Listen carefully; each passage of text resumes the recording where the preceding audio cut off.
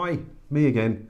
And for some reason lately, people keep asking me what I like to watch on telly and how I watch it. Now, personally, I think this might be a trap to catch me out to see if I'm watching stuff I shouldn't be watching without a TV licence.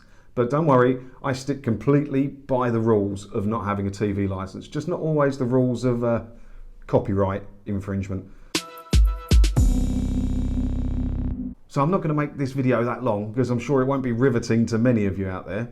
But I'm going to let you know what I'm currently watching, what I've been made to watch but couldn't fucking stand, and my favourite shows of all time. Let's take a look.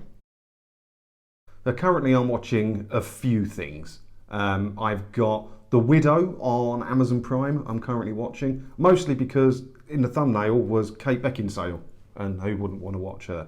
But it's heavy going, and I'm not sure I'm going to make it through. I'm trying. I'm on episode 4 at the moment, but it's a tough watch. It's not brilliant, but it's got Kate Beckinsale in it. The other thing I'm watching at the moment is called Long Way Up. It's a motorcycle adventure show with Ewan McGregor. Remember a few years ago they did one called Long Way Round where they rode around the world on bikes. Then Long Way Down when they went down to Africa. Well, this one's called Long Way Up, and they're starting at the bottom of Argentina and going up to California. But they're doing it on all electric motorcycles whilst being followed by a couple of electric pickup trucks. Sounds wonderful, right?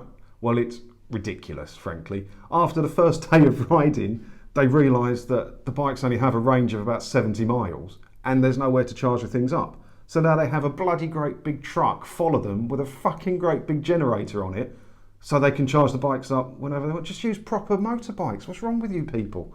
But I'm watching it because I quite like a motorcycle adventure, and that's my kind of thing. But it is ridiculous. But give it a watch. The only problem with it is it's on Apple TV. It's exclusive to Apple TV. I don't have Apple TV, so I have to find, let's say, other ways to watch this show. One I've literally just finished was Des on ITV, the serialised story of the serial killer Dennis Nilsen, played by Doctor Who, David Tennant, obviously. And he was brilliant, and he's such a good actor, and he even bloody looked like him as well. But that was an excellent show. And another thing I'm currently watching on Netflix, which is a bit similar, it's called Manhunt Unabomber, and it's a serialised story of the Unabomber. I quite like a serial killer thing and all that, so that's a good one. I'd recommend that on Netflix. 90 Day Fiancé is brilliant. There, I've said it. Me and the missus love it. Now, there's tons of variants of the show. They've had spin-offs, and there's tons of seasons in each variant, and I've watched them all, and I love it. What's not to like about the fact that these people have 90 days to get married, or their visa expires and one of them has to piss off back to wherever they come from? It's never going to work, is it? And it very rarely does, and that's why it's entertaining. Now, you can watch this on Amazon Prime. They're a few seasons behind, but the early seasons are the better ones, because the later ones, they're starting to feel a bit fake. Bit fake to me. It's all gone a bit towy for my liking in the later ones, but I still watch it because I still enjoy it, and it's a good laugh to watch. And you know, it's something you can watch with your missus, and you can both have a good laugh and love and hate all the characters in it. So it's worth a watch. But yeah, Amazon Prime, you'll find that, or in other places, which is where I tend to get the newer seasons from. So on to the stuff that I watched that I didn't really like. Now, most of this was forced upon me by the missus. The stuff you do to avoid being single and lonely, right? But we live in an equal household. She gets equal rights to the TV and the remote, the same as me. I've got no problem with that. So this is the stuff that pretty much she made me watch, but I didn't like it very much. Breaking Bad. I never got the hype. Watched every episode, hated every episode. Not much happens, really. You know, each episode, not very much happens. Each season, not very much happens.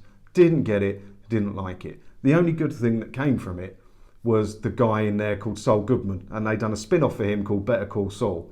And I quite like that. So if one good thing come from it is that I got to know the character of Saul, and then I can follow him in his own show, which I quite like. But weirdly, she doesn't like, but she did like Breaking Bad. No idea. Another one I'm suffering through at the minute on Netflix is Vikings. I don't like it. I don't get it. I stomach it because of the blonde lady with the excellent hair. Do not tell the missus that, because I've had to say I can't stand the blonde lady with the ridiculous hair. But luckily she doesn't watch any of my YouTube videos, so she won't know. But it's another one of them ones where it's just drawn out forever and not much bloody happens. I can't stand all that. So yeah, can't recommend Vikings, but you want to watch it, it's on Netflix. The Dog Rescuers with Alan Davies. Now, the missus just discovered this, and all the episodes are on Demand 5 on the catch-up service. So when we can't find anything else to watch, or she's not in the mood for anything else, we watch The Dog Rescuers with Alan Davies. Now, I don't mind the show, but the problem I have with it is I feel sorry for all the dogs. I'm a dog guy, okay? My dog is my best mate. And when I see these dogs being mistreated, I just want to go out and rescue 100 dogs. So I find it really hard to watch, so I try and avoid it if I can. But yeah, as a dog guy, it's a tough watch. Wentworth and The Handmaid's Tale. Blatant woman shows, right? Without being sexist or whatever, men can enjoy them also.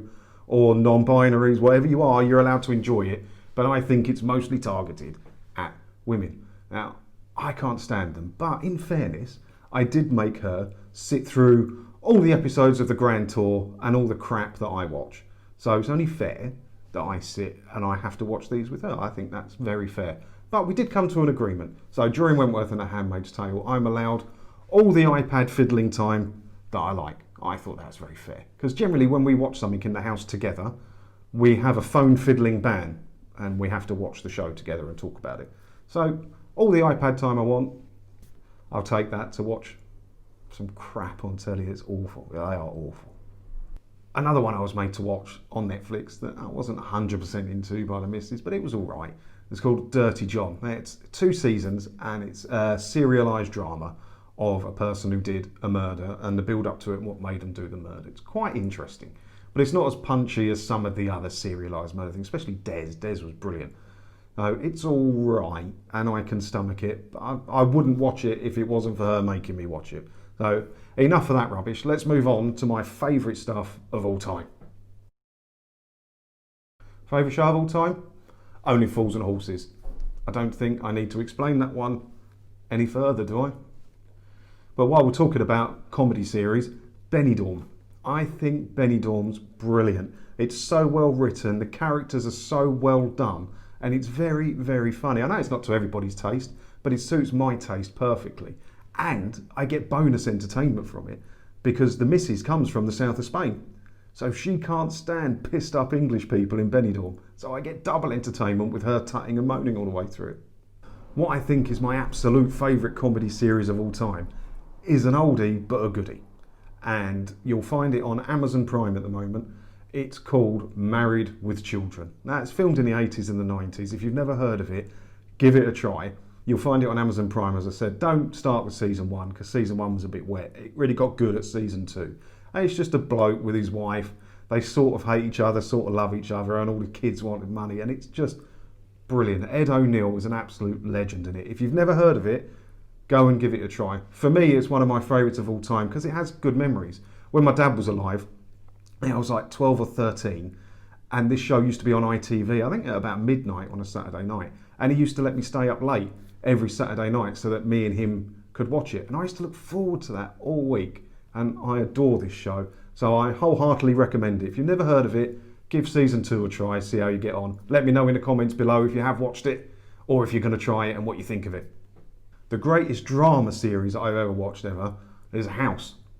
Absolutely brilliant. So many episodes as well, and not many duff ones. You don't see that often. Normally when you get something drawn out, like look at Walking Dead for instance, fuck all happens in all the episodes of The Walking Dead. But in House, something happens pretty much every episode. There's only 1 or 2 duff ones in there. I think it's the best drama series ever made. And every sort of 18 months, 2 years, I binged the full lot, go all the way around. And the final episode was so sad. I'm not a big crier, but I did cry in the final episode. What did you think of the final episode if you watched it? Let me know below. And finally, another drama series I think is fantastic, Black Mirror. Obviously it used to be on Channel 4, was it? Or was it 5? I think it was 4. But you find it on Netflix now. And one of the later ones is my favourite episode of it. It's called San Junipero. It's so brilliantly written and it spins around and it keeps you thinking and it's brilliant. So if you've not watched that one, get on Netflix now, go and watch San Junipero. You won't regret it. Well, I hope you didn't find my list of TV shows that I've been watching that boring for you to watch. But people are asking, so I thought I'd make it, a bit of fun. That's it from me now. So thanks for watching, and I'll see you in another video again soon. So bye, Vespa. Bye bye. Bye bye. Bye bye.